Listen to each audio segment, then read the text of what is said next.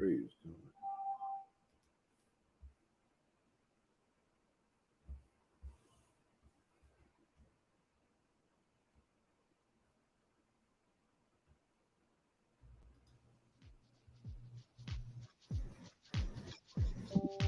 You don't have to worry, you made it through the night. Darkness is over, welcome to the rest of your Something life. good is going to happen to you. Change your life, change your day, change your life, change your day, change your life, change your day, change your life, change your day, change your life, change your day, change your life, change your day. Change your life, change your day, change.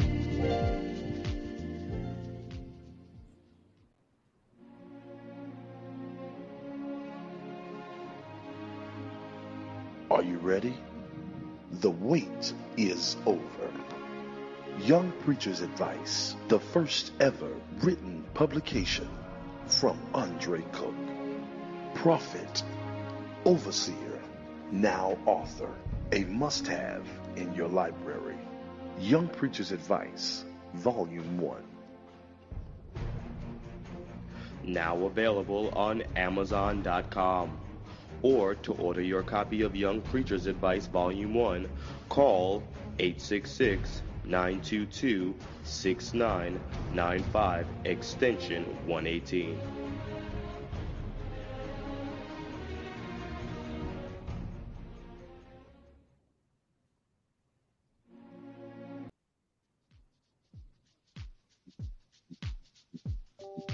You don't have to worry, you made it through the night. Darkness is over, welcome to the rest of your Something life. good is going to happen to you.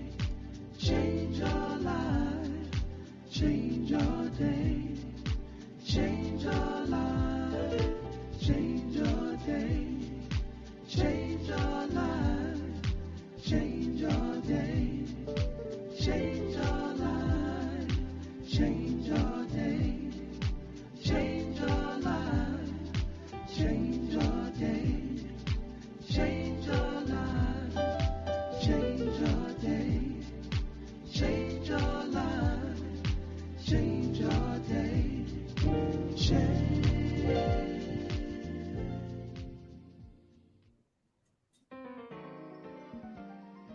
Are you ready to be empowered, enlightened, and enriched? Get ready. Here's your host for the Change Your Day, Change Your Life Empowerment Conference call, Prophet Andre Cook. Good afternoon. This is the day that the Lord has made. Rejoice and be exceedingly glad in it. And I was glad when they said, let us go into the house of the Lord. Have you? You should do so. Tag, like, and share. Tag, like, and share. Again, this is the day that the Lord has made. Rejoice and be exceedingly glad in it. And it is a wonderful day. It's a beautiful day. If I'm correct, the temperatures is in the 80s, going up to 85 degrees on today. Again, this is the day that the Lord has made. Rejoice and be exceedingly glad. You don't have to worry, you made it through the night. Darkness is over, welcome to the rest. And I am so sorry. It was on loop. Oh my, what is going on? And this, I've got the phone is ringing, the background promo music is turning itself on. What do we have going on today? But again, This is the day that the Lord has made, and I want you to rejoice and be exceedingly glad in it. But also, are you with me in that? I was glad when they said unto me, let us go into the house of the Lord. That's right. And the word of God says, where two or three are gathered in his name, he is there in the midst. And so while we may not be in the actual physical sanctuary of the Life Chapel or your home church, we are in his presence together. And so this space has become the house of the Lord. And I am glad that we are allowed this space and this time, because as always, it is always a tremendous blessing. As it says on the bottom of the screen, thank you for joining.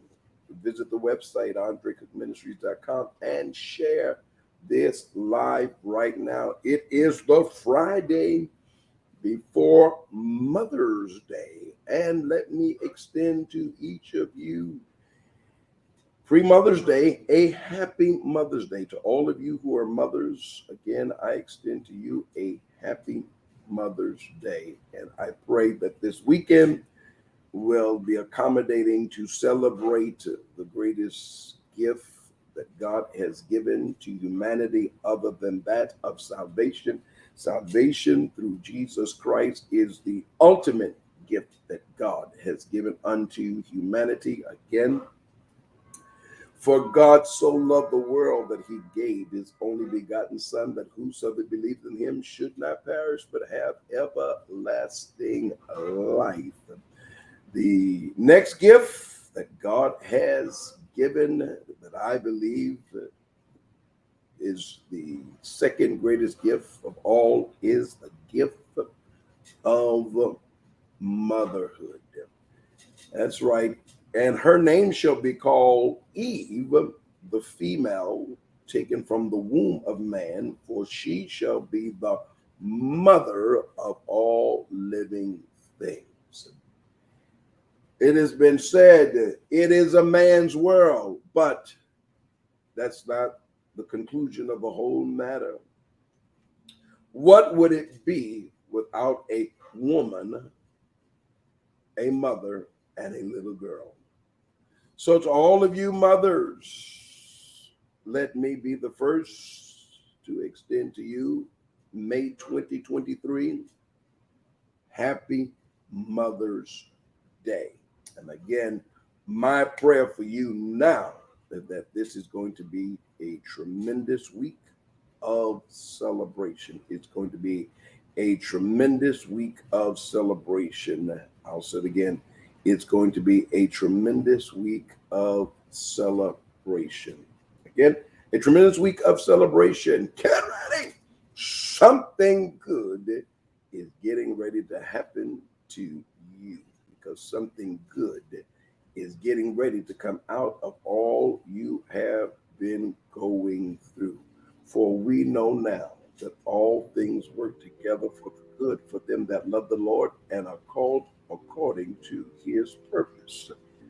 Are you listening to me, beloved? It's in Romans 8:28. We know now that all things work together for the good for them that love the Lord and have been called according to his purpose.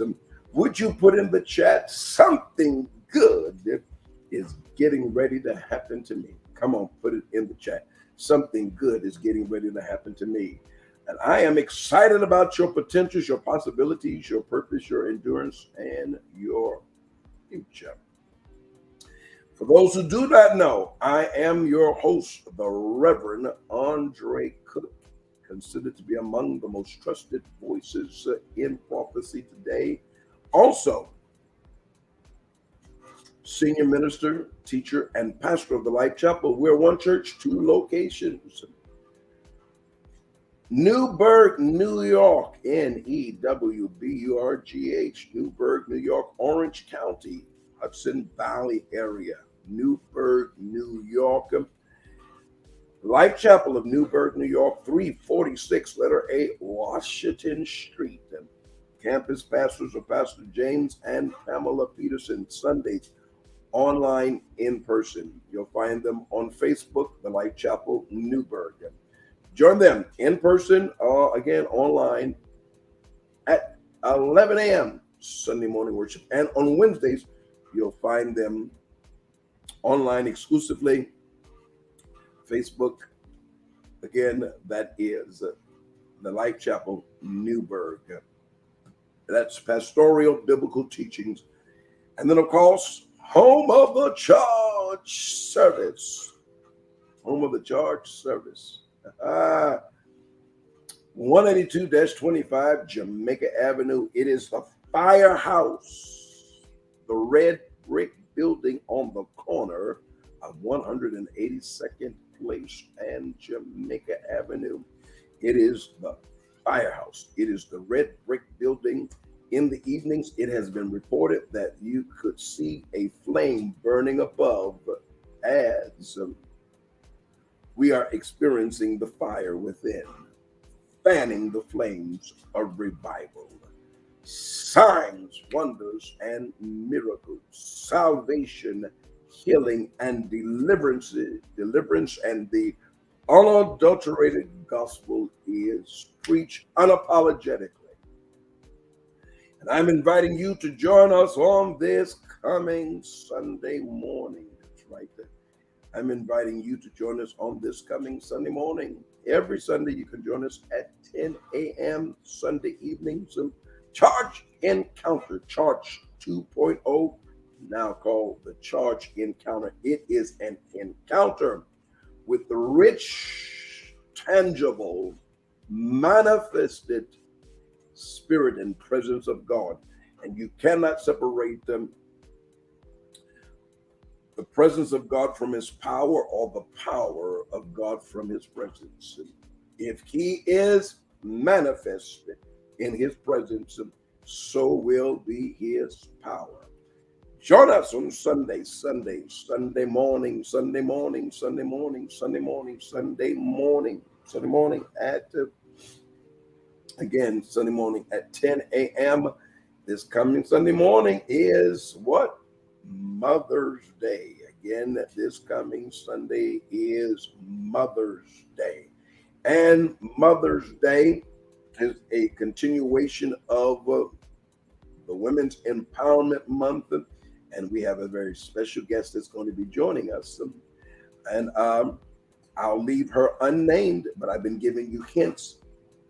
And again, she hails from the tri-state area, from the borough of Brooklyn.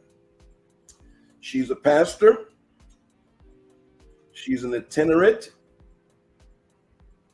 evangelistic ministry gift. She is also a songstress and recording gospel artist. She is going to be our special guest, and you have to be in the place. You have to be in the place. Now, the date is wrong, and there is a new graphic that has been done, and I just failed to upload it to replace this one. And on this coming Sunday, 7 p.m., special Mother's Day edition, 7 p.m. Mothers, come and receive your charge. Spend Sunday morning with us in worship. Go to brunch with your family and spend the evening with us. It begins promptly at 7 p.m. and our expected dismissal time is 9 p.m. 2 hours of prayer, praise, worship, preaching, prophetic, and power. That's what the Charge Encounter is all about. And so I would love to have you in the place called there on this coming Sunday. This coming Sunday. I'm looking for you to join me in the place called there, the Light Chapel. It is the Light Chapel, the home of the Charge 2.0, Charge Encounter. Join me on, you can join me nightly from here to May 28th, which is the fourth Sunday of this month, which is the celebration of Pentecost Sunday. Myself and the church remains in prayer, an hour of prayer, 7:30 p.m. If you're interested to join us, your convenience, join us nightly. You must become a part of the Charge Connect. Text those letters ACM to 866-922-2147. Again, text the letters ACM to 866-922-2147. And if you'll do so, you'll become a part of the Charge Connect, and you will receive the link. It is done exclusively via Zoom. You have to be a part of the Charge Connect, must be a member of the church or one of our ministry partners, and you will receive the link at 7:25 p.m. Join us, and I'm telling you, God is going to bless you. The format is simple. 7:30 to 7:35 is a time of meditation. Our prayer meditation music is played. 7:35 to 8 p.m. is a corporate prayer. And then at 8 p.m. there is another song, and then there is a word of inspiration. And then I share a truth, and I've been sharing from this resource because, again, we are convinced that we are the purpose of God. God is going to use us as He intends and purposed, and we are to be wise. We must not be ignorant concerning the devices and the wiles of the devil, and nor must we be the victims of self-imposed afflictions as a result of ignorance, which means to ignore knowledge, or the lack of knowledge. And you can still pay severely a cost for a lack of knowledge. Think in terms of crossing on green and not on red, and not at the corner, but the middle of the block. And you walk out into the oncoming or the flow of traffic at the speed allowance, and you're hit, and you could lay injured in the street. And someone said, well, why didn't you cross at the corner? And why did you cross against the light? And you say, well, I didn't know that green meant go or red meant stop. Broken bones, time off work, time in the hospital. There's a consequence for not knowing. And the Bible says that wisdom is the principal thing, but in all of your getting, get an understanding. And we're looking at the difference between the difference and the contrast between divine permitted afflictions versus self-imposed affliction. And we've been looking at this resource. By June Hunt, Anger Facing the Fire Within. If you're at the church on Sunday, you can pick up your copy for a cost of $5. It's Hope from the Heart Publications. And we've been looking at this, as well as been sharing some other truths. We're going to exhaust this resource because, again, uncontrolled anger can serve to undermine, derail, and kill your process, your progress, your purpose. Are you with me? Beloveds, I think that you should be a part of this teaching. And even though it's Women's Empowerment Month, these truths are good both for male and female, both men and women, young and old. And so, yeah. So, hey, you may have heard it, and I was just doing some shifting. You know, we're going to, again, today discuss decluttering for the sake of clarity and energy, because clutter can play a role in undermining and derailing your progress and the fulfillment of your purpose.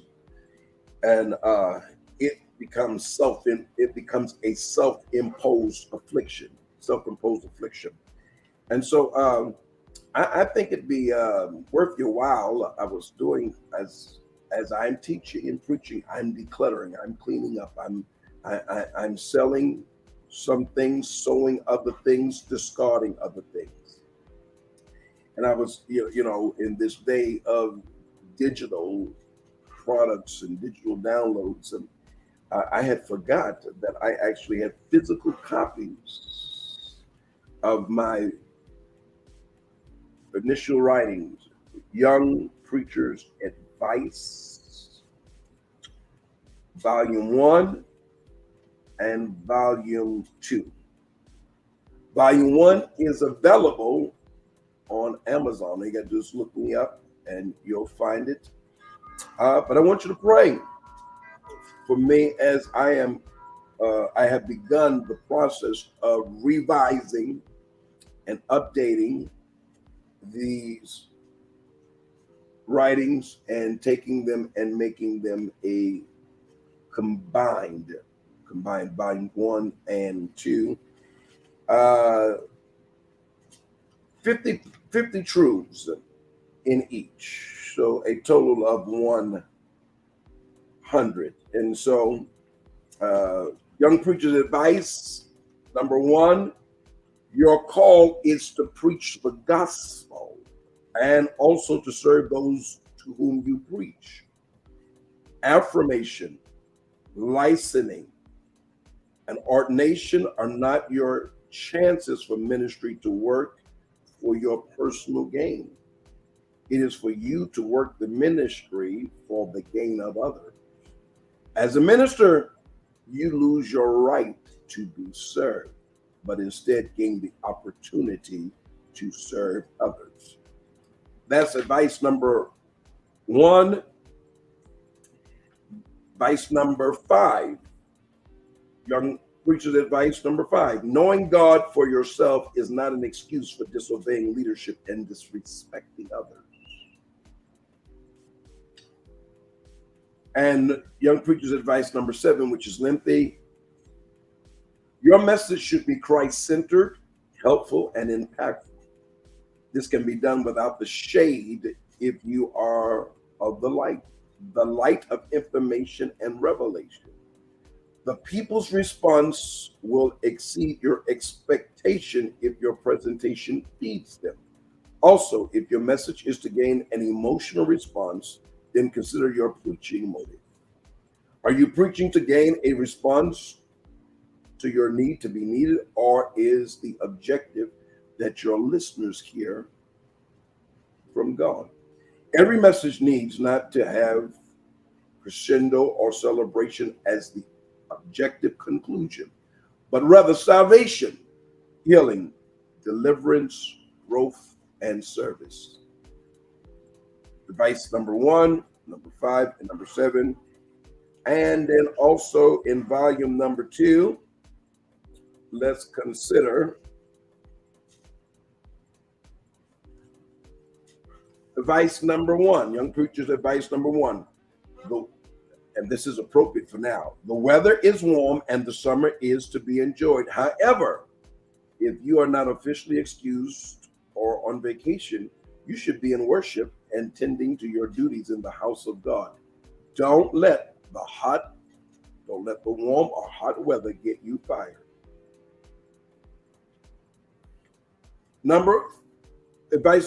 Young preachers advice number 54.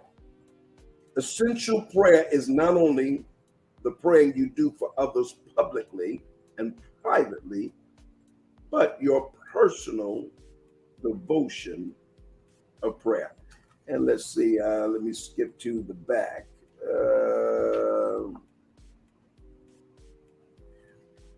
Advice number 100. You cannot make someone into something you are not. Be the first partaker and example of your message. Be the change you preach about. And I preface this particular volume 1. Only a gifted father can handle gifted sons and daughters. Reiterating a truth that you need fathering and you need mentoring. So I encourage you,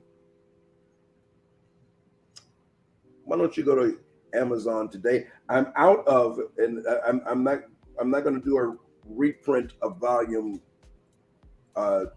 2 nor upload it to Amazon. Volume 1 is available because, as I said to you, I'm working on combined volumes 1 and 2, and Don't Tell My Business, volume number 3. So I encourage you to go to Amazon.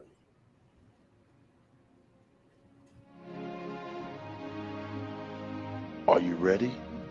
The wait is over.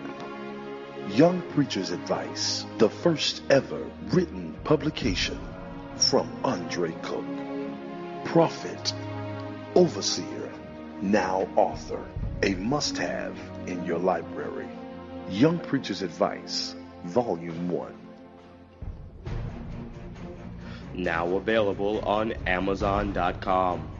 Or to order your copy of Young Preacher's Advice Volume 1, call 866-922-6995, extension 118. Get your copy. Get your copy. Get your copy. Get your copy. Get your copy. Get your copy. Get your copy. Get your copy. Get your copy. Get your copy. Get your copy. So all I want to say is get your copy. Well, have you done so? Have you tagged, liked, and shared? Well, who's viewing today? Let me acknowledge you all. Let's see. All right. Mother Furlough, Kashana, blessings to you. All right. Let's see who is viewing. Our numbers aren't as robust. Come on, you ought to tag, like, and share. Good afternoon, Rochelle. Deborah, good afternoon. Kay, grace and peace.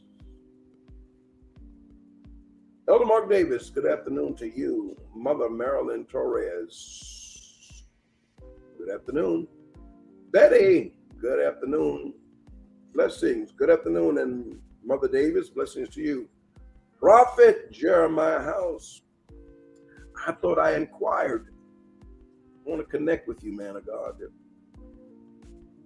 Mother Connie, good afternoon to you. Prophet McBain, good afternoon. Ebony with the little mini. Oh my God, she's growing up and look just like you. Shelly, blessings to you. Oh yeah. All right, Anna, blessings. Damita, blessings to you. Prophet Sunday Johnson. Dr. Clark, blessings. Jasmine, where you be? Car 54. I'm not used to you and not communicating. Where you be? All right. Let's see who else is on here. All right. Prophet Boston, blessings. And Toya, blessings to you. Doreen, you're missed too. I miss you. Miss your smile. And then your amens and laughing at my jokes. Overseer Chris Burden, did you? Then I apologize, Prophet House. As soon as I get off, I assume Facebook. I'm gonna look for you, and then we'll exchange some information and let's make it happen. I want to meet you in person. I believe that I have some additional impartations for you. Somebody shout with me. Just put it in all caps. Something good is getting ready to happen to me. Put it in the chat. Come on. Put it in the chat. I want you to put it in caps. I want you to yell it. I want you to yell it. I want you to yell it. I want you to yell it. Put it in caps. Something good is getting ready to happen to me. Make something good happen. Get these. Prophet House beat you all. Something good is getting ready to happen to me. You know, that's just resounding in my spirit.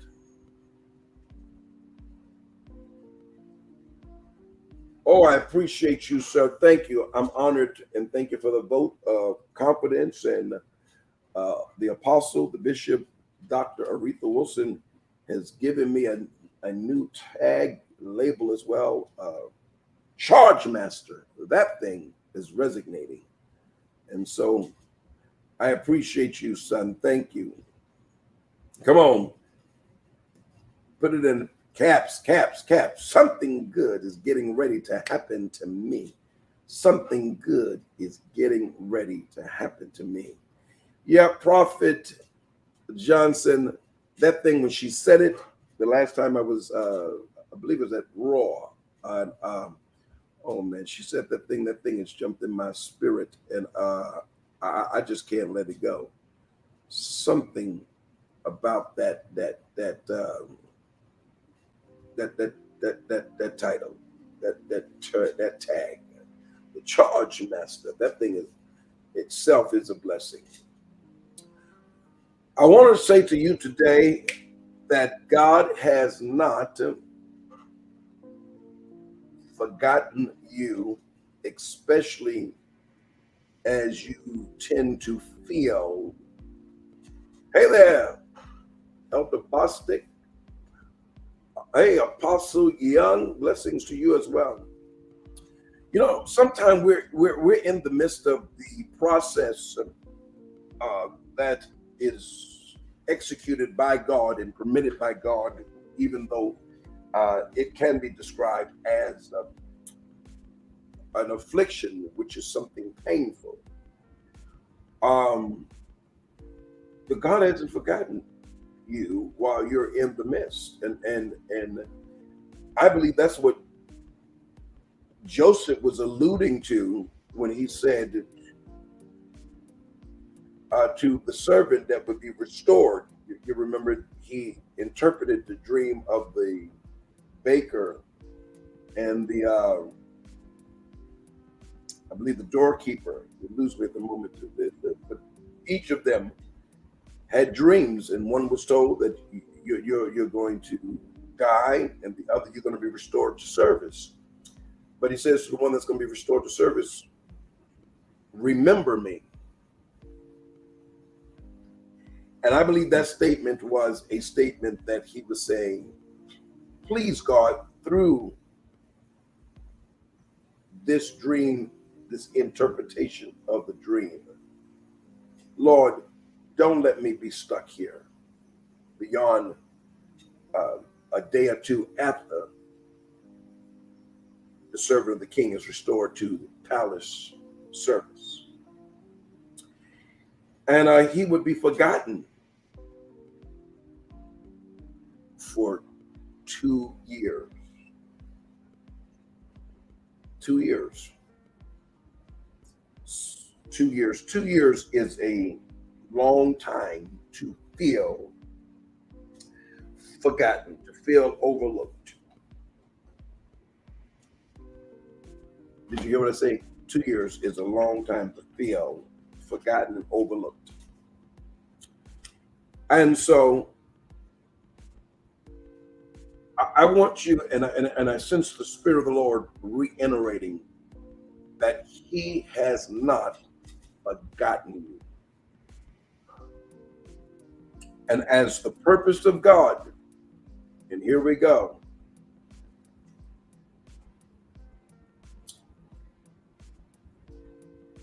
I am the purpose. I am purpose. I am the purpose of God. It is purpose that has spared me, purpose which will prosper me, purpose which will favor me. It requires maturity. Purpose requires maturity, sacrifice, passion, values. Also, it requires decluttering.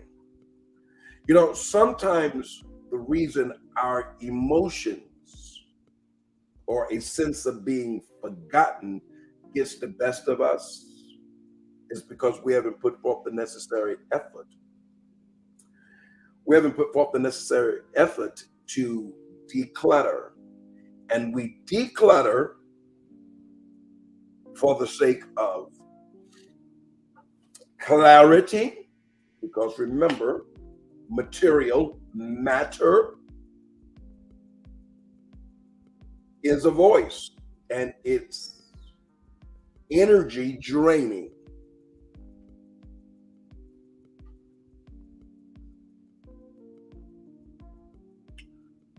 So what is it that you have in your space, your personal space, your automobile, your station at work, or anything that has to do with you, even your bags? You know, this is the day of backpacks and totes and slings. And you know, oftentimes, just as overloaded as our personal space is, our desks, our kitchens, our cupboards, our bedrooms, our bathrooms, you know,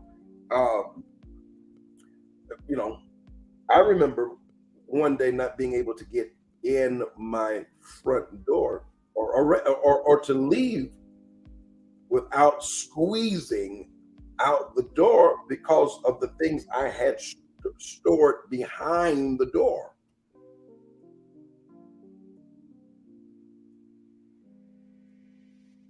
Are you with me?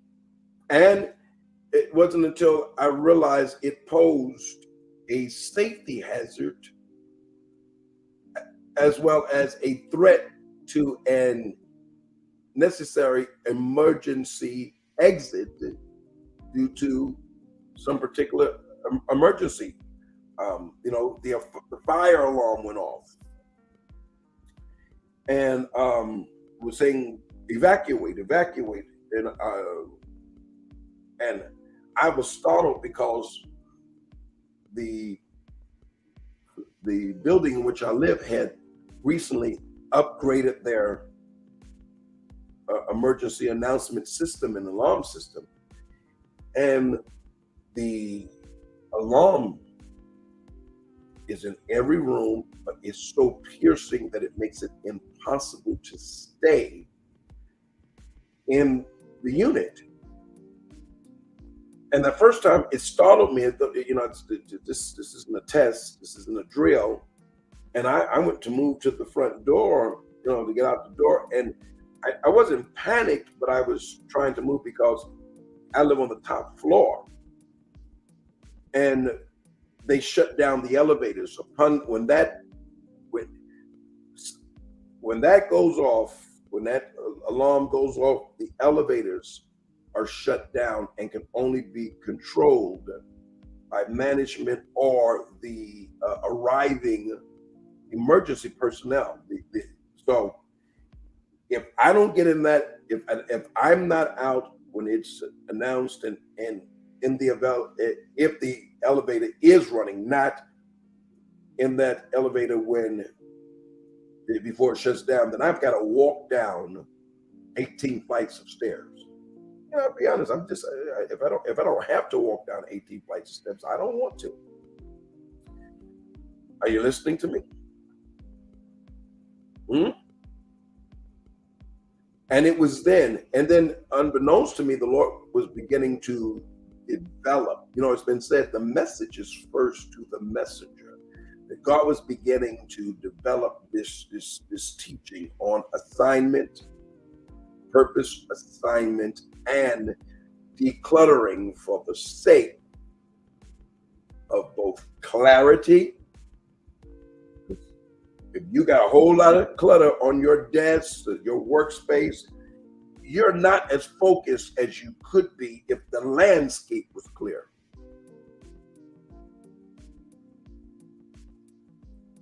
Hey there, Overseer McCone. I wonder if you're going to be joining us tomorrow. Were you able to schedule that? And so I want you to know that you're not forgotten. He hasn't forgotten you. You're in a process that's going to help you with what needs to be stripped, clipped. At times he has to strip, clip, gather, bundle, and burn away things that's overwhelming us. Let us lay aside or discard the weight and sin, or the weight that becomes sin, that does so easily beset us from running the race before us. You know, while we look at athletes, particularly track and field runners, track runners, you know, they have on I used to run long distance, cross country. I could run a mile in 3.5 minutes. So I would do the mile or the 5 mile when I was in junior high and high school. And many of you know that for many years, I continued that pace and walking at a mile or 5 miles, sometimes 10 miles in a day. Ride my bike. But you know, those uniforms are so that the limbs, first of all, it's very light material, because the heavier the material, the weight, it becomes a burden. See, the lighter the material, the quicker you can run and walk. You can ride. So many of us are trying to run this spiritual race encumbered and overwhelmed and burdened, that it's becoming impossible to run the race. Now remember, let's define for you, and I'm going to just give you a best definition that I can for clutter. Let's put it on the screen real quick.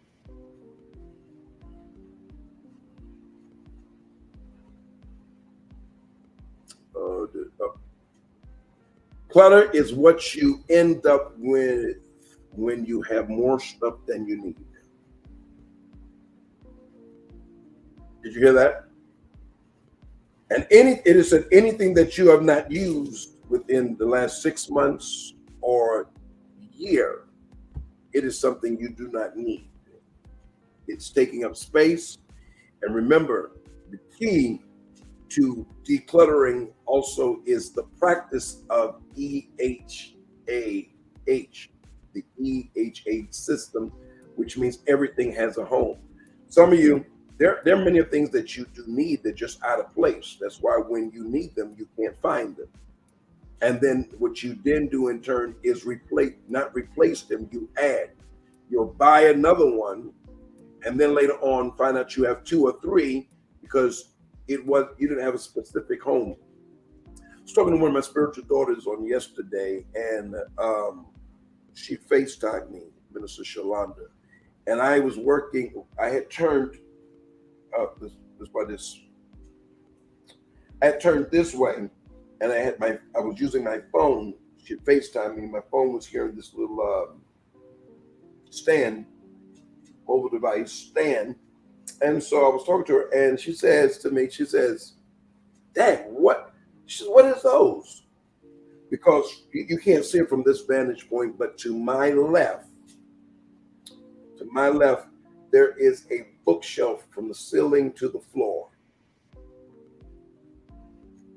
She says, you have more books? Because she knows about the books that are over there. There's a bookshelf over there. Bookshelf over there. I have books in my office. I even have books in another room. But she did not know about the books to my left.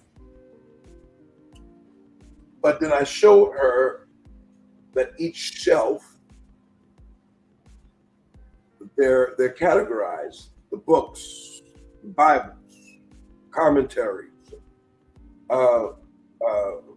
various books for various reasons. So when I'm teaching the School of Ministry and I need an additional resource as I begin to flow extemporaneously, I'm able to reach to my left.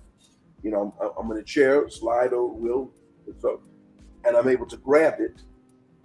But even though she has attended class, I don't think she was actually paying attention. I don't know if she thought it was a shelf, but she did not know it was an 1, 2, 3, 4, 5, 6, a 6 shelf, 6-tier bookshelf. In other words, I still have the book, Doreen, and it's usually on that level when it's down here. And if it's not over here, which at the moment I can't see, it's over there on that shelf. So yes, thank you, Doreen. I appreciate you. So again, clutter is what you end up with when you have more stuff that you need. And our God is a God of order. Let all things be done decently and in order. So you need to a prophet house. So you understand. You used to run track. Yeah, so you understand. Oh, wonderful son. All right. So let me drop some. Let's look at some principles here to help you declutter. Because if you'll do it physically, you're also doing it emotionally, mentally, and guess what? You're doing it spiritually. Did you hear me? If you're decluttering physically, you're also decluttering spiritually, mentally, and emotionally. All right, so let me jump through some of mine. Question. Donna Smalling, who wrote a book entitled Clear the Clutter, Find Happiness. Clear the clutter, find happiness. 1-minute tips for decluttering and refreshing your home and your life. She says, you've got nothing to lose but the clutter.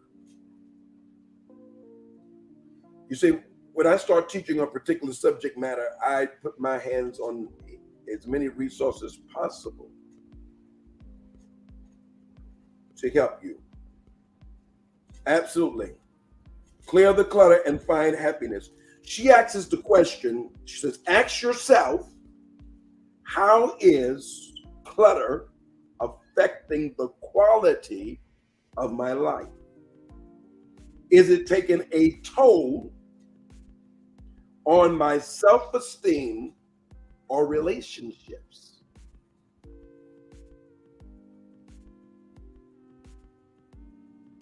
Let's ask that question again. How is clutter affecting the quality of your life? I told you my story. I had stuff behind the door. It made it not impossible, but difficult. You know, in an emergency, you should be able to open your door as it, you know, the whole way and get out. But to open the door and have to turn sideways to squeeze out or to turn sideways to get in, it's not wise, it's not smart, it's not safe. If I could show you now, do you remember I told you God spoke to me one day? I walked in to my home, and this place was, I usually use another room as my staging room. It's where I get dressed and undressed, and I pack my belongings. You know, it's out of sight. You know, I was taught that when the rooms that you enter in, when you first open your door, the first room, but it's kitchen, living room, family room, whatever it is, that should always be spotless and remain clean, because you never know who's going to have to come to your home. When you open your door, well, I may have been honest, when I think about it now, I may have been going through a period of depression, because I'm usually on top of, you know, my space and cleanliness and things of that nature. But Apostle Young, I just, my house was a wreck. And when you walk through the door, to the right is, you take that little curve, you go into the kitchen, have an open concept. Then there's the counter for prepping and eating, and then it's an open concept. All of this is part of the open concept here in my home. But there was stuff, Apostle, everywhere.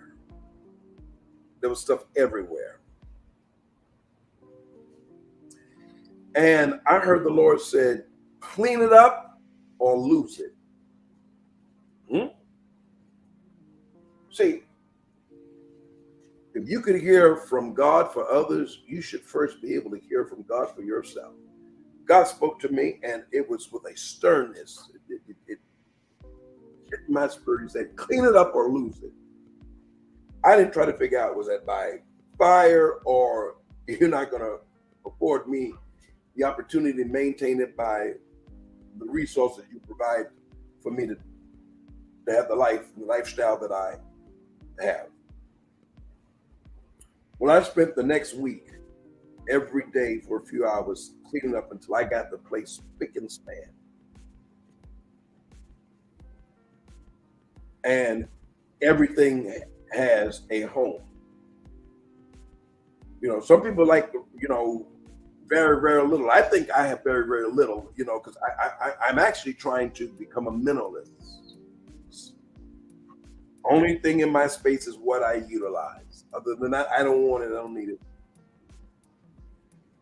But I'll tell you what, as soon as I obeyed God, a sense of clarity, peace, I began to enjoy my home again. You know, sometimes people are unconsciously staying away from their home because of the clutter.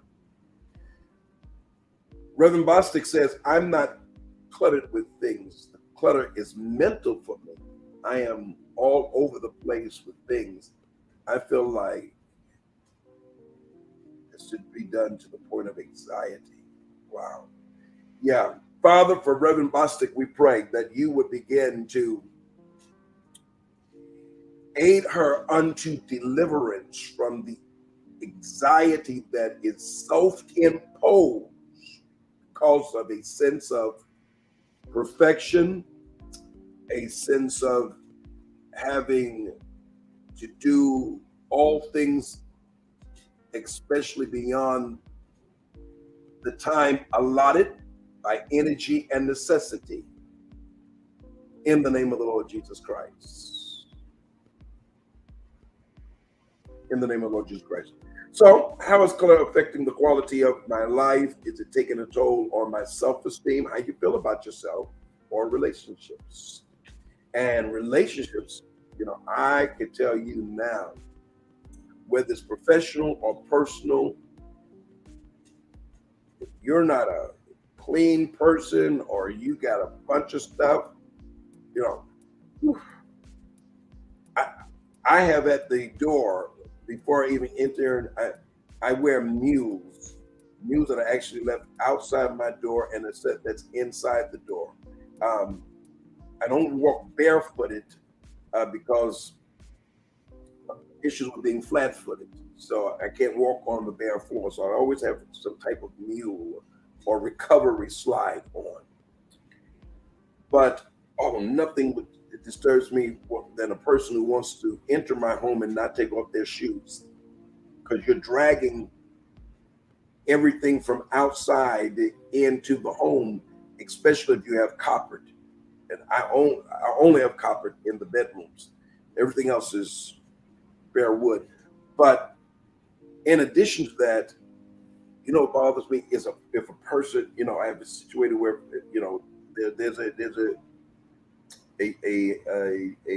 table, and when you enter, there's a table, two tables, one where the keys and stuff is left, and then there's a bag. So if you were my guest and you were going to say, oh, you got your bag in your pocket, put it over there, just leave your stuff there. But I've seen people drag this. Oh, it wears me out. It wears me. I start getting the level of anxiety, fidgeting. Yeah. Hey, my brother Charles Gaskin says, always be careful. We're not hoarding. If you haven't used it in 6 months to a year, it has been said, and Charles, as I've been studying this and doing my research, it has been said by all experts in this area, anything that we have not used for 6 months to a year is something we do not need. And we should avoid paying to store it. So we're encouraged to sell it or sow it, but we're discouraged from keeping it. So I've been researching this all year so far. I've been, God gave this to me at the top of the year. So I've done a number of research. Let me see one of the additional digital downloads that I have. Let me see.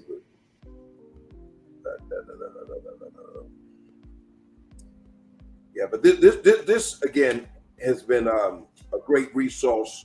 These one minute tips for decluttering and refreshing your home and your life. Oh, let me see. I just see here.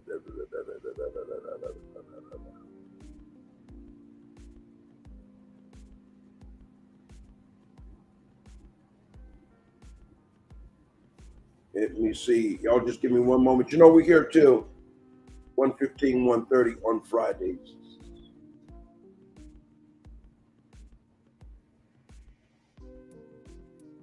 I recently downloaded some digital content.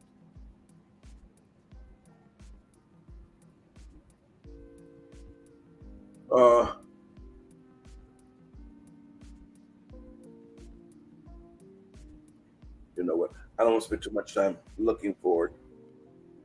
But, we're here with this discussion for the remainder of the year. I deal with a series and subjects for an entire year and so forth. So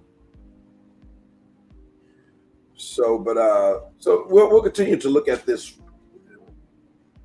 I believe it's going to help. It's going to help us. So in the spirit, so in the natural, and in reverse. All right. We really don't get to that point till we get to this age. True. Pastor Ross, blessings. Clutter is the byproduct of procrastination.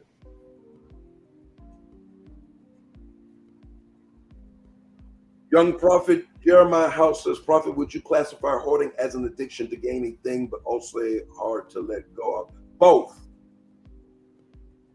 Both. If you watch the show Hoarding, most persons, especially when their home, all of the landscape is filled with stuff, it is an addiction.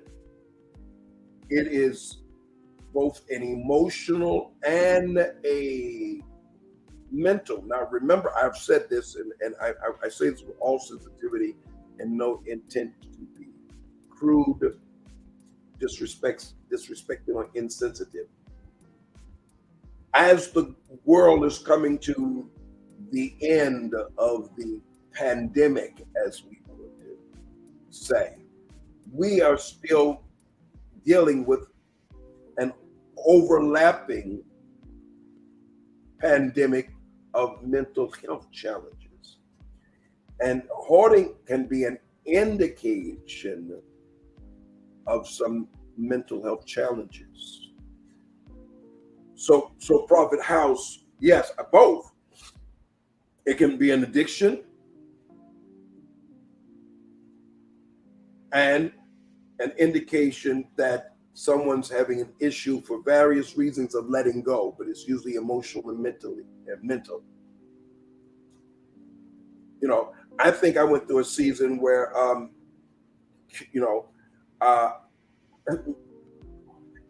Elder Erica Chandler, our administrator of the church, one day said to me, she said, Pop, you are a glorified hoarder.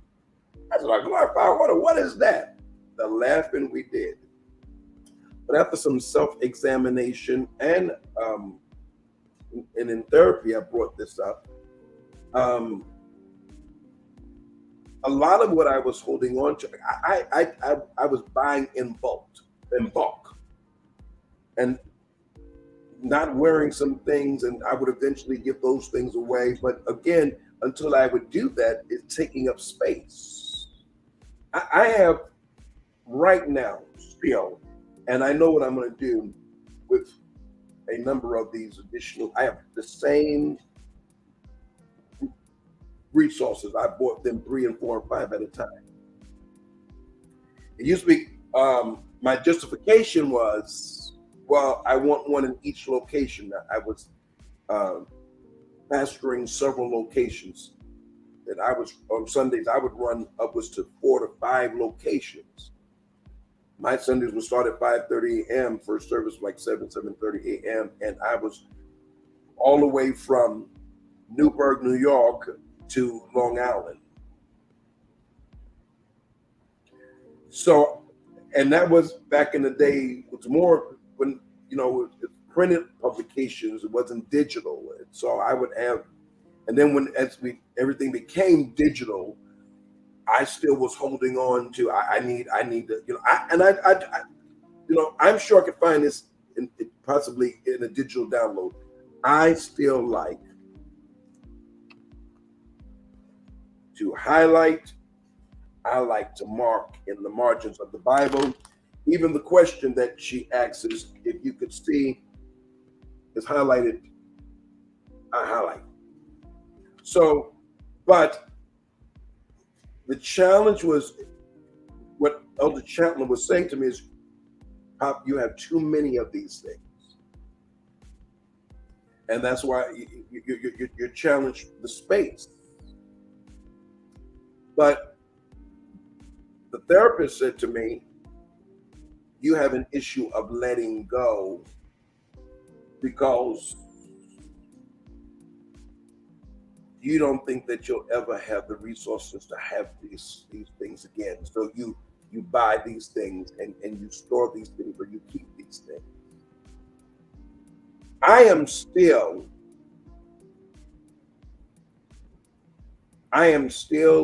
using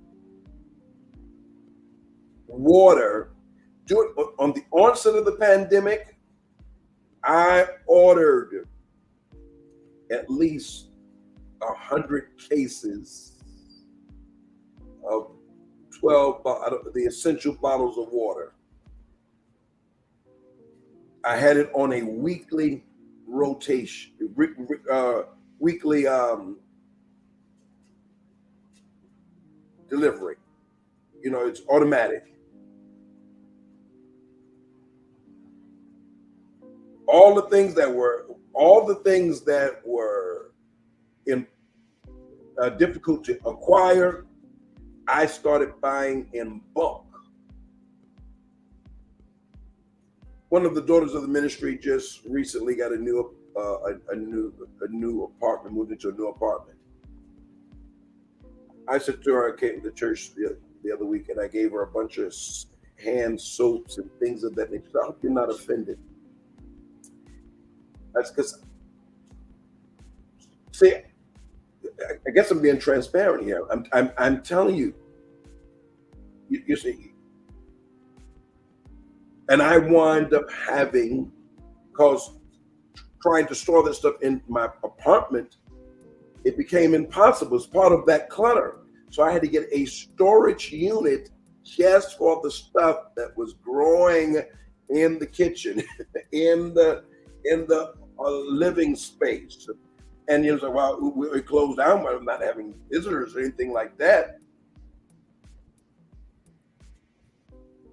But I began to find it increasingly difficult to sleep, to focus, and I was already being challenged recovering from the near-death experience of COVID-19 and what they described as COVID-19 long haulers disease. But soon after I got to the business of getting rid of all of that stuff and cleaning up and getting and all the things that I did, my health began to improve until the 14 medications that I was on was reduced to 2.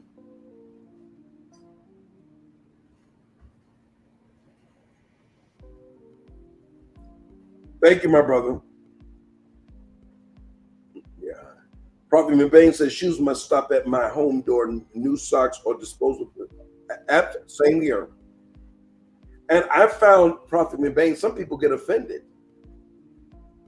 I don't want to breathe in the dirt, the toxic, all the stuff that you're carrying on your shoes from everywhere you've been. And then, you know, we still live in a time where people are inconsiderate. You know, it drives me crazy to see, especially here where we have a doggy park.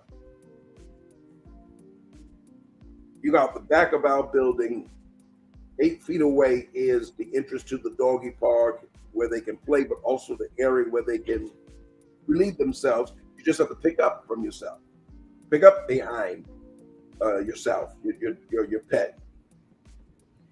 We still every now and then see where the dog has relieved itself, number 2, on the cement. You pick all that stuff up and you carry it on the bottom of your shoes into, it leads to disease. I mean, just think in terms of the pollen count now and what it's doing to our respiratory system and our setting respiratory systems and how it's setting off allergies and things of that nature. I said to a person the other day, I said, what potentially is in your house that you're breathing in? Mold? They live in a basement apartment. Water seeks its own level, and when you're in a multi-level or any situation, water runs down. Gravity pulls it down. So if you're living in a basement apartment, and as you have had flooding from upstairs, flooding due to a leak from the apartment upstairs, even though they had cleaned it up, did they really clean it up? Mold is a major problem. The headaches, the migraines, the respiratory challenges. Yeah. Jasmine says, my mind is cluttered with the unknown, meaning cluttered with what's with the what's next, which is becoming a frustration. The Bible says tomorrow is sufficient for itself. You have to leave tomorrow where it is. Now, we should always be prepared for tomorrows, but we should never worry about tomorrow. Reverend Norman, blessings. It's good to see you. You know we're back doing the charge service. I would love to see you. You're one of the #1 attendees, faithful. We miss you. Oh, I'm glad to hear so, Prophet. Good afternoon, Rose. Thank you, Reverend Norman.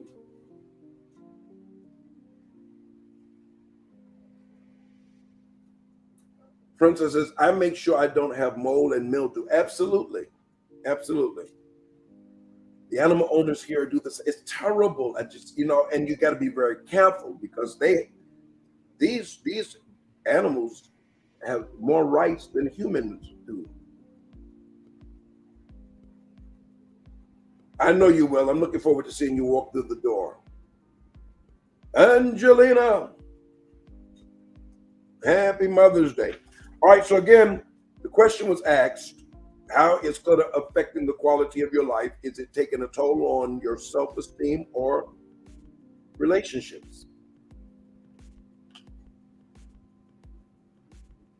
For quick, noticeable results, if you're going to declutter, start the clutter clearing process by removing the biggest items first and then working your way down to smaller things.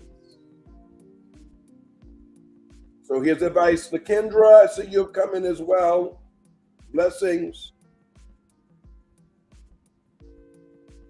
Put this in the chat. Come quickly, each of you. Put it in the chat. Progress is the path to your goal. Progress is the path to your goal. Put it in the chat. Put it in the chat. Put it in the chat. Put it in the chat. Put it in the chat. Put it in the chat. Put it in the chat. Come on. There we go. Prophet House is beating you all. He's first. He's quick on the draw. Jasmine, Deborah, Shelly, Rochelle, McKendra, Reverend Norman, Angelina, Prophet McBain. All right, we got just a few more moments. Progress is the path to your goal. Sometimes the path is like a highway that you travel at top speed. Other times, it's more like a scenic byway. Go where it leads you. Rest when you need to. That was key to me.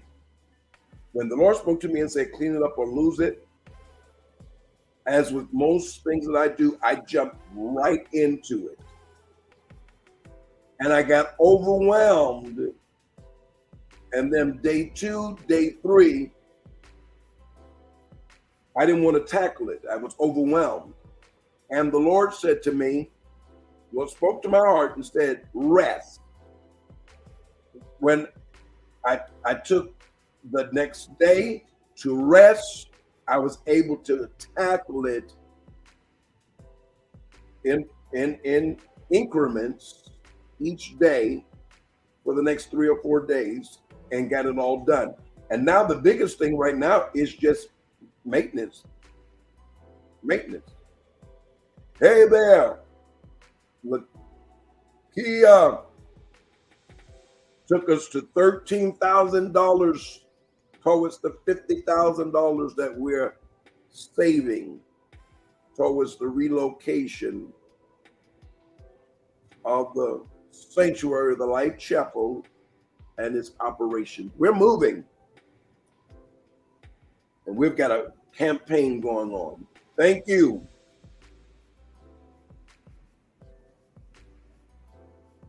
All right. Thank you, Carletta. Thank you, Mother Connie. All right, so let's see what else we can get. We've got about 7 minutes left. Progress is the path to your goal.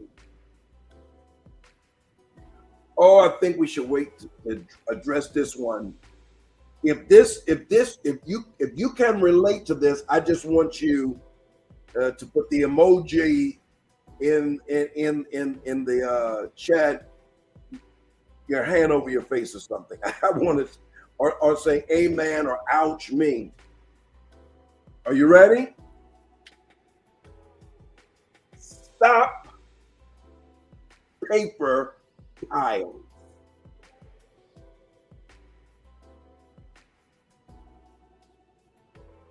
These are the current notices and bills that need my attention. Before I started the process of decluttering and maintaining piles and piles of papers, and one of the things that I dreaded was having to read the mail, determine what needed my attention, what was junk mail. I don't even bring junk mail into my home now. One of the things I appreciate that the building I live in has done, when they redid the mail room and the package room, is near the mailboxes. And there are several tables so you could sort your mail, and then at each table there is a trash can. So I don't even check my mailbox if I don't have time to sort the mail before I bring it up. And then to my right, the mail that I know that needs my attention, I have a shredder.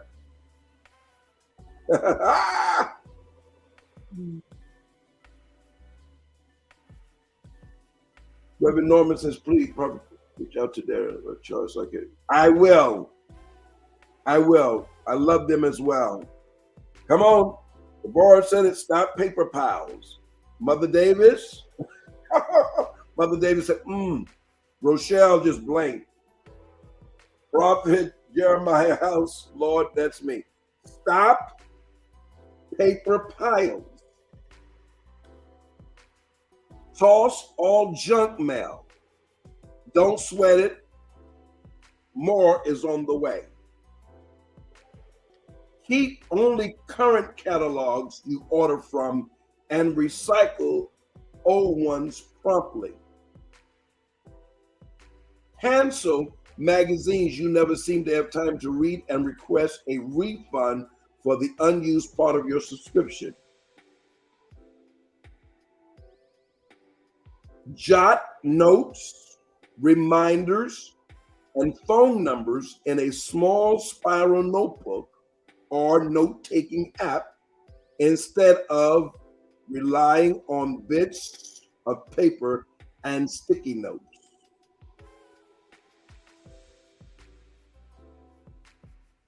Or when I tell you that was me, but now I have journals that I can travel with neatly, and I can store on the bookshelf. Here's one of my favorite journals, one of my favorite authors sitting there, gift, John Maxwell, Transformation Planner. Awesome. It's right here to my left when I need to jot notes down. And then to my right, because I'm right-handed, just one sheet of paper. Purpose requires declutter. It requires also partnership. That's the next thing I'm going to talk about, is partnership. And then when God gave me the thought concerning women for this month, women, you're God's original solution to problems. And God has women in mind when a solution is needed. That's all John done. And then again, when he gave me the thought, the contrast between divine permitted afflictions versus self-imposed afflictions, and then I wrote down anger. And that's what I'm teaching you from. Just those, boom. Prophet McVeigh says, scan, create a file folder. Prophet, this is a preaching man of God right here. Love this guy. Prophet, I'm on till I'm not on. I like that thought. You ought to come on here and discuss that. Unlearned bad behaviors. That's a very powerful. That is a powerful truth right there. Lunch and unlearn bad habits. That is powerful. Hallelujah.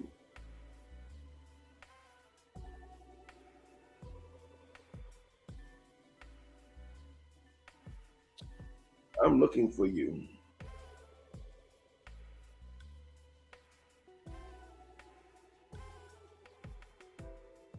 Yeah, let me find you.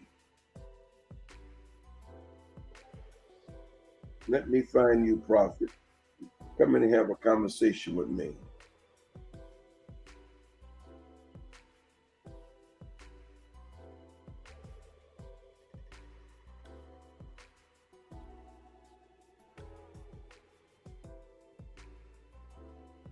You know, he used to come and preach for me. I won't say he didn't get big time and big headed. He don't like coming to the cathedrals in the storefront anymore. But we'll see. Isn't that powerful? Reverend Norman, unlearned bad behavior, which he's alluding to this fact that hoarding and things of those natures is a learned behavior, which, you know, when I think in terms of, my own, my mother was a hoarder. She had so much stuff that she kept stuff in the trunk of her car. I was like, she had stuff stored. I said, how can you go grocery shopping if you got all this stuff in the? So I had never even given thought to that until you mentioned that, Prophet McRae. Wow, that's powerful. All right, so I've got a few more moments. Again, stop paper piles. 2 more principles, 2 more truths, and then I'm going to let you go. Prophet McRae, if he has the space and the time, maybe he'll come in and join us with this thought, to highlight this thought that he just shared. All right, ready? Put it in the chat. Find info fast. Find info fast. Find info fast. A 3-ring binder is a good place to store frequently referenced information, such as school schedules and activities, takeout menus, and information for the babysitter, house sitter, or dog sitter. Also, use the inside of cabinet doors to hang important phone numbers, school calendars, and sports schedules. Find information fast. Let me tell you something.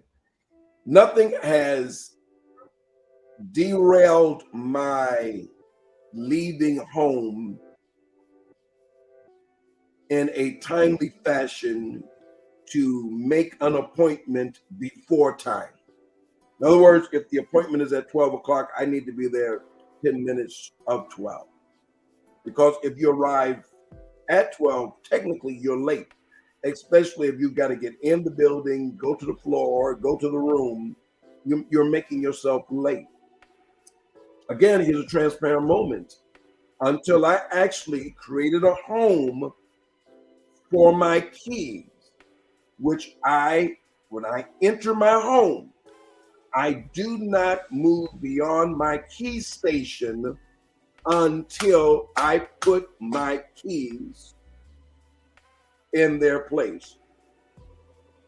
Because I practice the EHA system. What is that? Everything has a home. There, I have a key station. I have a place for my wallet.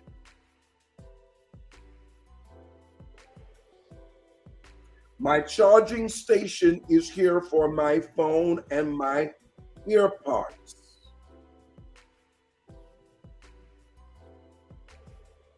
And if I know that I am scheduled to leave at a particular time, I take them and I put them near my key station. Everything is near my exit, because I have been late to more appointments because I could not find my keys, my wallet, pocket money, even my, depending on what bag I'm carrying. I have a sling, I have a backpack, and when I travel, I have a briefcase on wheels.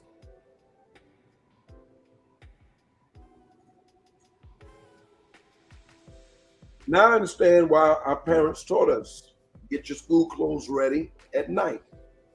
Get your work clothes ready at night. See, what many of us need is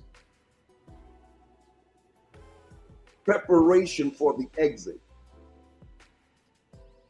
so that we'll be on time for the entrance.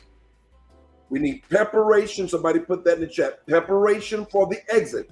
My exit from my home. So I'm going to leave within enough time to arrive at my appointment, my interview, work, church, 15 to 10 minutes before the start. I think there's nothing more disrespectful in church than people who come in late, especially expecting to sit up front, disrupting.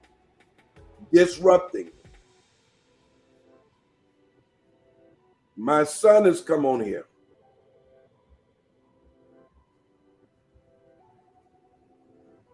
Bishop, Desnet,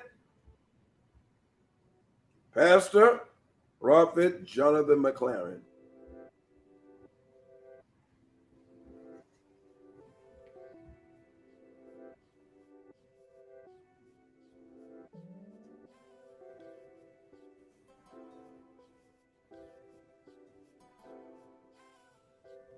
Yeah, I think this is a very powerful truth.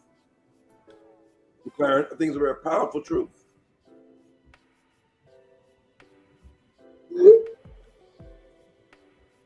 Preparation for the exit, so we are prepared for the entrance in a timely fashion. Absolutely. Prophet Valencia, and I'm going to be in Ansonia, that isn't too far from Waterbury, tomorrow, 1 o'clock. I believe the flyer is on Prophet Jones's page, Instagram, Facebook, and I had it on my page as well. And so he gives us strategies,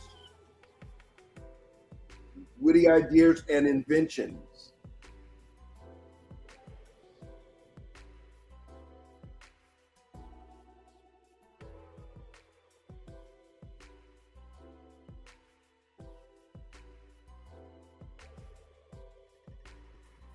Boy, this must be so good. You see that? It knocked me right out. But I was quick. Yeah. Jonathan, if you're available, get in here. Let's have this discussion. We need preparation for our exit so we can prepare for our entrances in a timely fashion. You know, even the charge service, the Lord has given me a strategy. He said to me that the service was to be from 7 p.m. to 9 p.m. Everything would be accomplished in that 2-hour window. He said, because I want you to release the people, because Monday is going to become Miracle Monday, and they must show up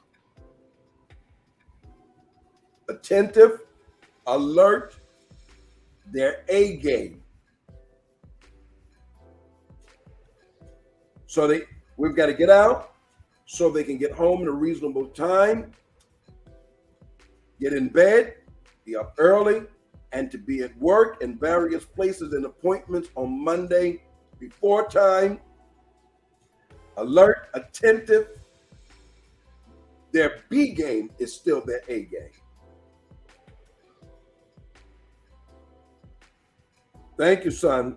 Just drop me. And just yesterday, because I know that I've been having some glitches, I called my internet provider and asked for an increase. They gave me their maximum, and here we are. Kicked me right out. God has always dealt with you both about absolute. Remember there was Mojo Monday. Monday, get your mojo. Motivation and joy equals passion. Passion takes the work out of every task.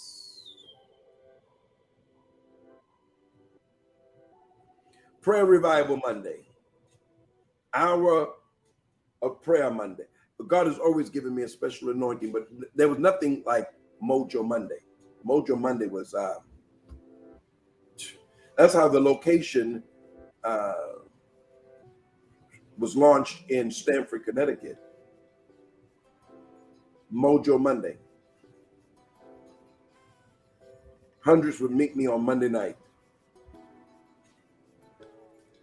Yeah. And Rochelle, if I'm correct, I used to bring Mojo Monday to Newburgh, to the Newburgh location.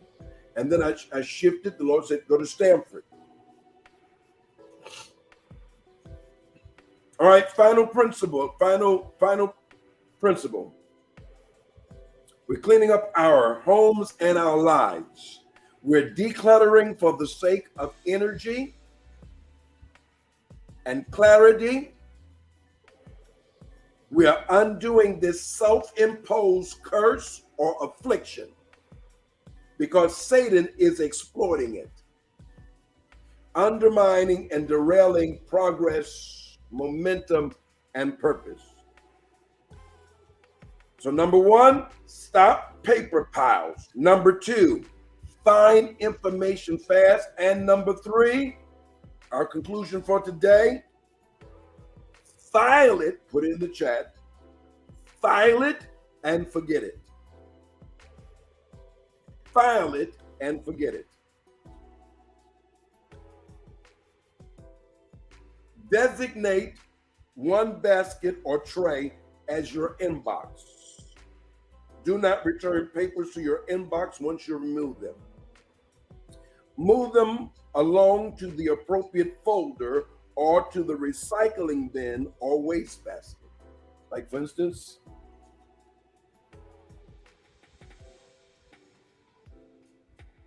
this bill was due and paid on the 7th.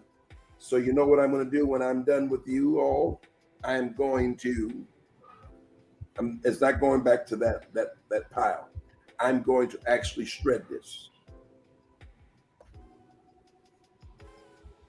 See, I'm practicing it, and you would be amazed. And when I tell you, I so enjoy my home, my space. I can sit here, sunrise prayer, the lives I do from here, the Zoom calls, business meetings, ministry meetings, the 7:30 p.m. hour of prayer. And I think it's safe to say, those who are with me daily and nightly, this is always together. And to my right, your left, you see a stack of books, but these are recent resources that I'm reviewing for School of Ministry that I teach on Saturday, and the various auxiliaries. Children's ministry. I want to relaunch our children's ministry. Outreach ministry, hospitality ministry, small group ministry, care and visitation ministry, prayer ministry, elders ministry. I share from the elders ministry resource on last night, then, and I keep myself refreshed. Communion. And I'm going to be sharing it from this resource with our elders and ministers. Here's a resource on hospital visitation. Now, I do these things, but there's nothing wrong with polishing the presentation. Weddings, funerals,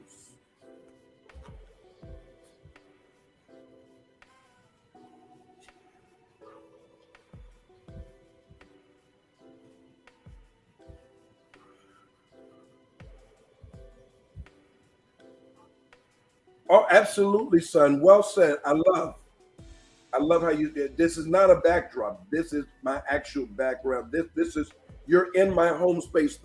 I used to have the prophet's chambers, this space that I leased for exclusively during the pandemic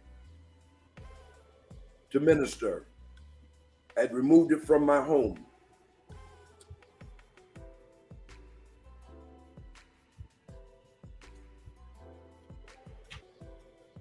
I feel this one.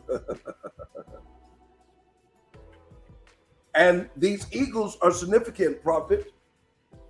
They speak of strength. And then it also speaks of my nature as an introvert. As much as I am a public figure, to know me personally, you'll know that I am a loner and I'm an introvert. Much like the nature of the eagle. You don't find them congregating.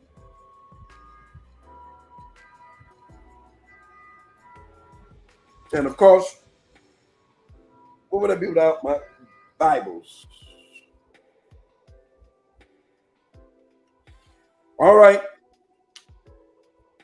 You have room for one more, and then we're done with this. I've covered some good information. Here's the final. I said one more, but let me add this to it. Put in the chat, someone. Yes, the Eagles Academy. Wow. I think I will, just because you brought it up. The Eagles Academy.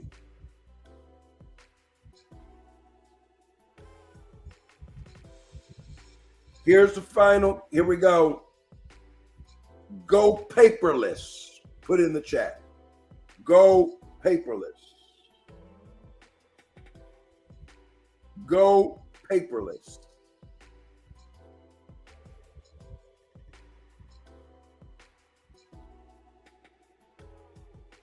Go paperless.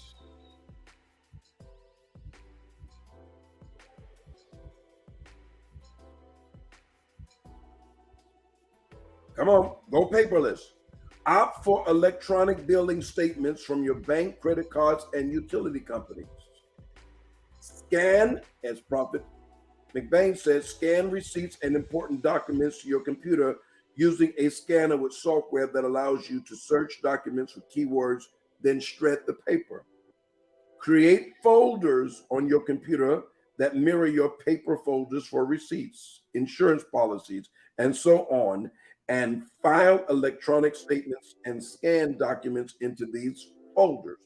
Be sure to back up regularly to an external hard drive or secure online services for safekeeping.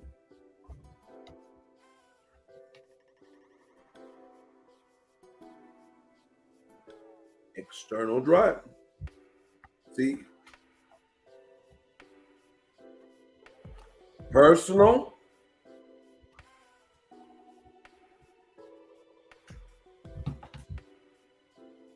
Ministry.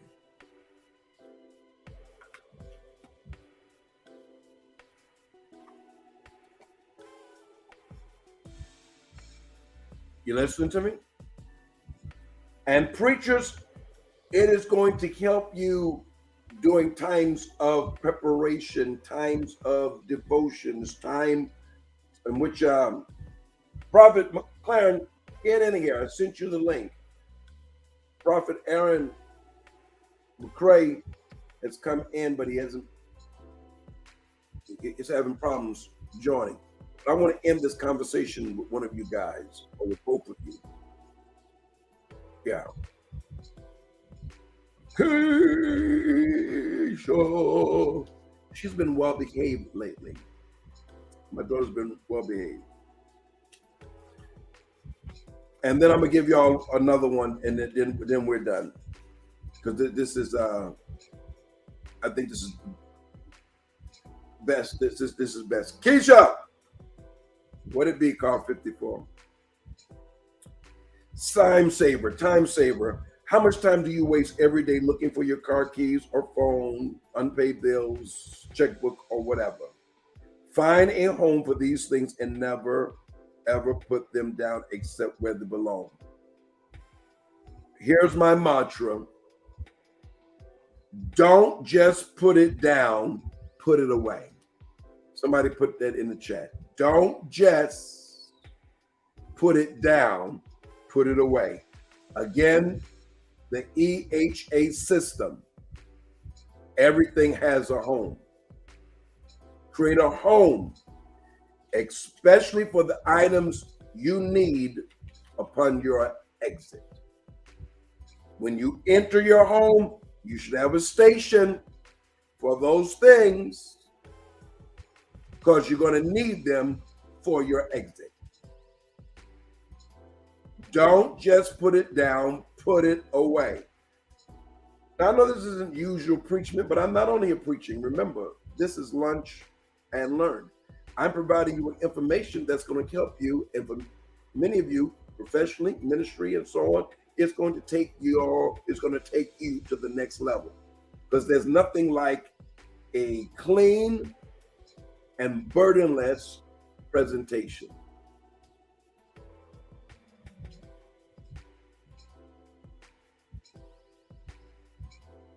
Put it away.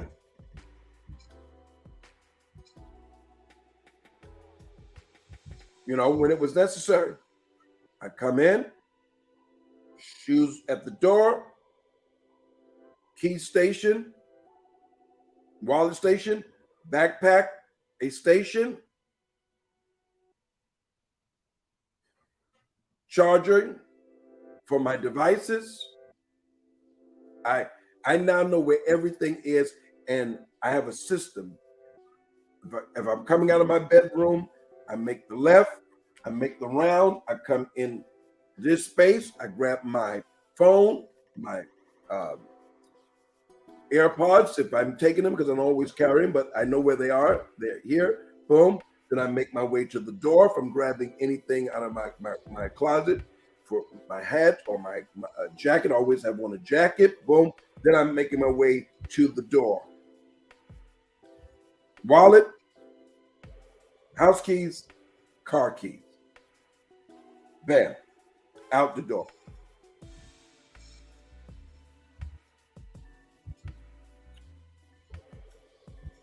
I believe I picked this up in one of those airport stores. To be honest, so for anyone that's interested, Clear the Clutter, Find Happiness. The author is Donna Smallin, best-selling author of The 1 Minute Organizer, the best-selling author of The 1 Minute Organizer, Plain and Simple. She says you've got nothing to lose but the clutter. Add it. And don't just add it, don't hoard. Read it and apply it. That's all I've done. And what was liberating is when I understood more than how this verse of scripture is often used from, 1 Corinthians, I put it on the wall. See, I send myself messages by printing these things, and above my desktop is a wall which I have highlighted several things. Practice the EHA system, and then arrangement Order is simply the accurate arrangement of things. And then also 1 Corinthians 14:40, let all things be done decently and in order. That became liberating to me. It became liberating. Did you hear me? It became liberating.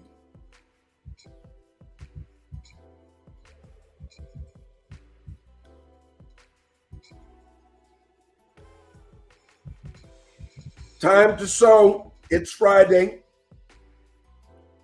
I want every person who will to sow the seed today of $20.23. That's the way on how you can give.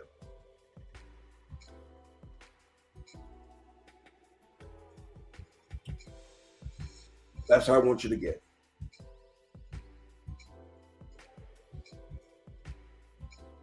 Let's see here.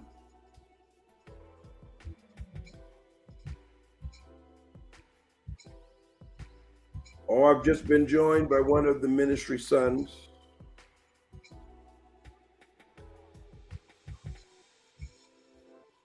He's coming in just a few seconds. Pastor of the Ark Church, Jersey City, New Jersey. Now overseer of a network of churches. The prophet of God, Pastor, overseer Jonathan McLaren. Son, and how are you on this fine Friday?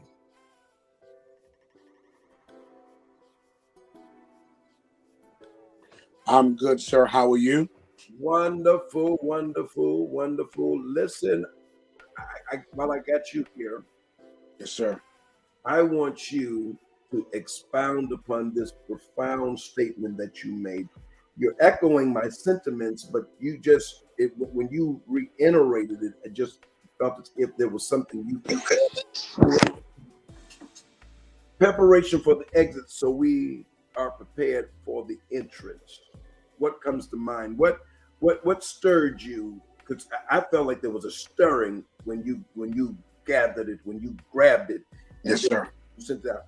I know there is a word in your comments. Yes, sir. Well, I just so happened to jump on, and you were talking, and I heard you say that, and I said, "Wow, now that's definitely powerful." Because as much as many people are prepared for an entrance, they don't know how to properly exit. And so with not being prepared or not properly exiting, you make a mess walking into the entrance. Absolutely. And so I think it's very befitting. I think it's very necessary that there needs to be, as you were talking, a strategy in how to properly exit, just in case you have to go back through that entrance of the very exit. You know, with that said, son, Yes, sir. I'm thinking of many corporate entities. When notified of a person's intent to resign, they offer them a exit interview. Yes, sir. You know, and that's important, especially if references are going to be needed. And then some of these industries, as large as it appears, the community itself is small. Yes, sir. Yes, sir.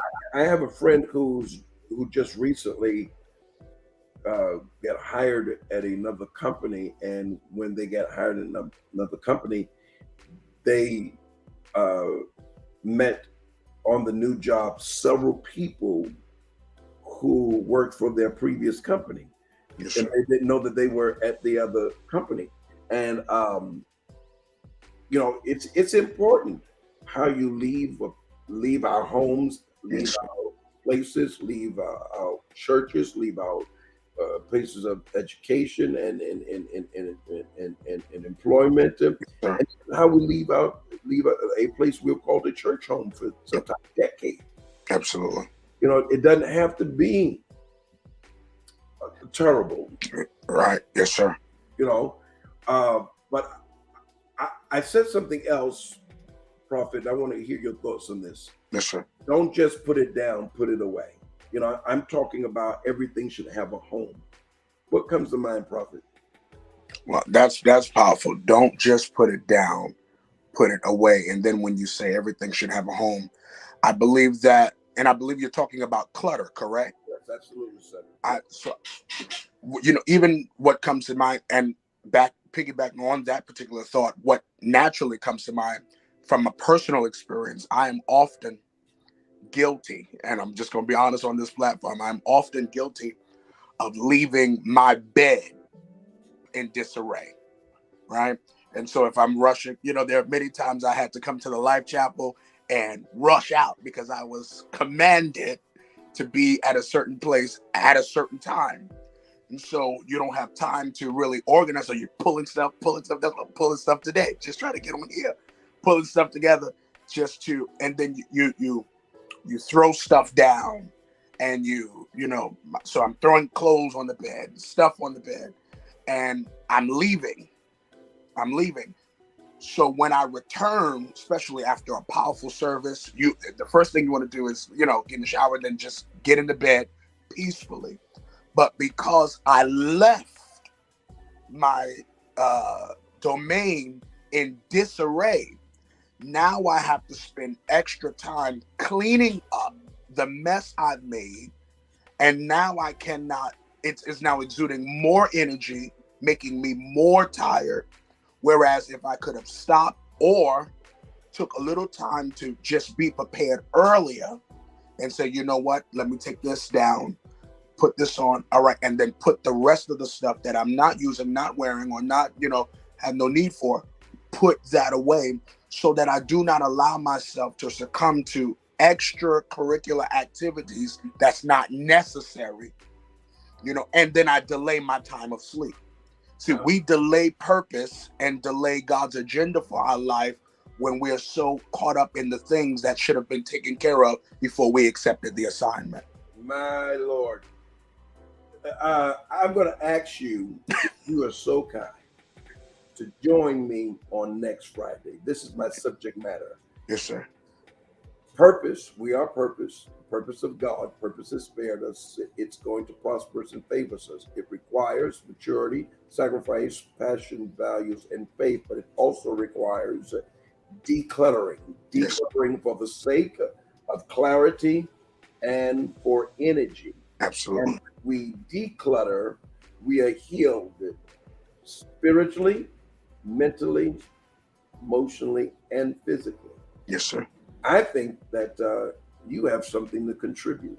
Wow. And see, we're merging the natural and the spirit. Yes. And biblically and practical instructions and advice. Yes, sir. And as we're preparing to go off the air today, being a pastor of a predominantly young adult demographics. Yes, sir. What do you see, or how could this message, this teaching, benefit that populace? I think personally, before it benefits the persons that I lead, it really benefits me. And I say that, Pop, I don't know why you just spark thoughts, just listening. And it makes me realize that my assignment in this demographic of young people is not just a pastor. I'm a janitor. Oh. Wow. I'm a janitor. I am subjected to the mess of the parishioners that they are not capable of cleaning up. Wow. If they were capable of cleaning up and knew the extent of how much strength it takes to clean up, I don't think they would have made the mess in the first place. Absolutely. And so I gotta consider my role that outside of the collar, the robes, the prophetic, I have to be a janitor, put on the janitor's hat, especially if I'm a type of person who don't like mess. Absolutely. Who desires to see that, hoarders I guess statistics would say, or study would say, that even hoarders, those who live with a mentality of hoarding things, have trouble breathing because their air is not purified. Dust can dust in the air, in the surroundings, can be challenging to one's respiratory system simply because the airway is not clear. And so I realized, pastoring these 4 years, that as much as I am pastoring them, I am preaching to them, I'm ministering to them, laboring with them, I'm nothing more than a janitor on some Sundays. My God, that's powerful. Listen, Jonathan, that's very powerful. Yes, It makes me think of a sermon I once heard that, God, I believe Pastor Bowie from Stamford, Florida. Mm-hmm. One of the Deeper Life Crusades of the Tabernacle of Prayer, the late Apostle Johnny Washington. Yes, sir. One of the conventions, she preached a sermon entitled The Cleanup Crew. The Cleanup Crew. And that comes to mind when you say, as a pastor, this demographics that you're leading, that sometimes you just have to put on the janitor's hat, helping them clean up the mess that they created, and they wouldn't have created if they knew how much would have to go into cleaning it up. Yes, John, sir. stay with us for a moment, John. Yes, sir. Prophet, my God, man of God, how did I get so blessed? Aaron McCray, Prophet Aaron McCray, how did I get so blessed to have your attention today? I want you to jump right in here because you added some commentary as well as Prophet McLaren did. What truth sparked your interest today? What did I say along this lines of people that sparked your interest and your comment? Well, grace and peace to both of you. Good to be on here. I think that the thing that stood out to me the most was the necessity for what's needed to declutter. Yeah. I think that all of us in life have picked up bad habits, especially for those of us who live life on the go. It's very easy for us to place one thing down and pick another thing up to head back out the door and not really do the maintenance that's necessary for our lives. And I think that as we continue to grow and mature and understand that we cannot be open to the rest of what God wants to do until we manage what we already have. That requires for us to unlearn some stuff. Part of learning is unlearning. Part of learning to do something different is unlearning to do the things that were not the best. So those are the things that that kind of stuck out to me. Those are things that kind of triggered me, so to speak, in the course of the conversation. Would you please commit, if possible? I want you, Prophet McCray, Prophet Overseer McLaren. And McLaren, I'm going to be with you soon. Next Saturday. Next Saturday. Oh, I'm trying to get you to commit to next Friday. You're going to be in convocation. But whatever you need, I stop everything for you, sir. I want both of your voices. I feel impressed to have you both as my special guests. If not, how about we do? I'm a flip it because I don't want to overwhelm you, and I'll be with you during the convocation. Yes, sir. But I do Wednesday and Fridays. I think that it'd be good if we would address this on Wednesday. That's great. Hopefully you could commit to 12 o'clock on next Wednesday. Yes, sir. I'd appreciate it. And let me get the word out. You guys stay with me. Don't leave. Hey, y'all. So many of you have come in, so many of you have left. And as you who watch this later, I appreciate you. I want you to not forget two things. One, don't miss this opportunity to sow, because what leaves your hand does not leave your life. It enters your future, where it's returned to you multiplied. And you're not scheduling a financial funeral, but a financial harvest. And I decree unto you that as you sow and you help underwrite the costs through this partnership of this ministry, money owed to you, money due to you is money that will come to you. Then I also do not want you to forget to join me on this coming Sunday 10 a.m. Mother's Day. We have a special guest. She's unnamed, but I've given you a hint. She hails from the tri-state area, the state of New York, borough of Brooklyn. She is a songstress, a recording gospel artist. She also serves as a pastor. She is a sister beloved. She's a friend to the ministry, and she's going to be the vessel of impartation for purpose and power for women, both Mother's Day, and let's not forget, it's Women's Empowerment Month. Empowered for purpose and power. That's 10 a.m. Then we're gathering a special Mother's Day charge encounter. We have relaunched the charge service. It is charge 2.0, 7 p.m., but it's 7 p.m. to 9 p.m. 7 p.m. to 9 p.m. I'm looking for you to be in attendance. And if you haven't done so, sow your seed. It's 2023. Sow that seed of $20.23, or double it at $40.46 for the person who says, you know what, I want to even triple it to $60.69. And then let's not forget that unusual seed that I command, $58 seed. 5 is the number of biblical numerology. It is the number of grace, divine enablement. Number 8 for the new beginnings. So be divinely enabled for your new beginning. And so with that, I'm so looking forward to you all joining us on next Wednesday. These two prophets, son beloved, friend beloved, I love them both. I've had them both at the church. And Prophet McLaren has said the same thing that Overseer Nelson says. I don't respect their schedule. I just call him and says, I want you at the church at so-and-so time.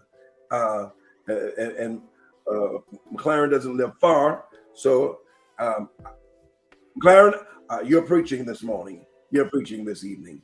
You're going with me on the road. And so, so that's how it's been. So these gentlemen are going to join me. I know it's Women's Empowerment Month. We're going to continue because, ladies, you're gleaming from all of these truths, but we can't leave the brothers out because, after all, it's a brother that you want. But if you're growing together, then my God, there's no competition. There is no competition, competitiveness. There is partnership, and there's greatness. Now, listen.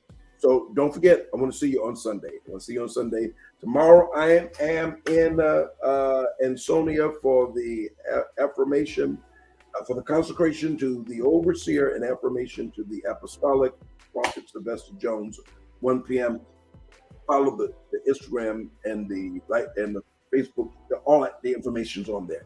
All right. So I don't want you to forget. And so, brothers, gentlemen, I appreciate you as always. So I gotta have you both in house. We're continuing to fan the flames of revival, and I know each of you carry a grace of the revivalists. So I've got to have you to the house sometime in June or after June, and then again, Overseer McLaren, Prophet McLaren. Give us the date of your convocation, where it's going to be held, and when I'm speaking. Well, the convocation is Thursday, May 18th through Sunday, May 21st. But our apostle, prophet, and spiritual father, Prophet RevAndreCook, will be with us on Saturday, May the 20th at 6:30 p.m. It's going to be held at the Emmanuel Pentecostal Church, 47-49 Kearney Avenue in Jersey City, New Jersey. He is bringing New York City to Jersey City. The charge is going to be there. It's going to be, I am uber excited to finally have my spiritual father, the man that I've been walking with since 2007 and following for all these years, finally able to bring him to what I consider success now. He's come to us in times in past, but I thank God that I am able to open our doors to his ministry. And I tell them, and I tell him all the time, they think I'm something. You ain't seen Prophet RevAndreCook in action. So we are excited. And that's next Saturday at the 6:30 hour. All right, thank you. Hey, to each of you, remember, if it's not in your mind, it's not in your future. Elevate your mind, your feet will follow. You cannot offer the people what you do not have. You cannot live a positive life with a negative mind and make your smile your style. Somebody's watching you that can greatly bless you. And finally, something good is getting ready to happen to you because something good is getting ready to come out of all you have been through. Beloveds, shalom, shalom, shalom.